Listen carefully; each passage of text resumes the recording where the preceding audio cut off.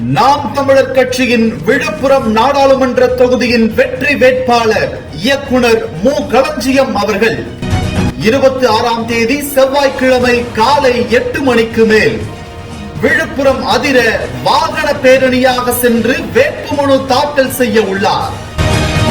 வாகன பேரணி தொடங்கும் இடம் அண்ணாமலை உணவகம், விழுப்புரம். நாம் தமிழர் கட்சி சொந்தங்களே, பெரும் திரளாக அணிதிரண்டு வாருங்கள் என்று விழுப்புரம் நாடாளுமன்ற தொகுதி தேர்தல் பணிக்குழு பேரன்புடன் அழைக்கிறது. உறுதியாக வெல்லுவோம், உறக்க உலகிற்கு சொல்லுவோம். புரட்சி எப்போதும் வெல்லும், நாளை மலரும் நமதரசதை சொல்லும். நம் இலக்கு ஒன்றுதான், இனத்தின் விடுதலை.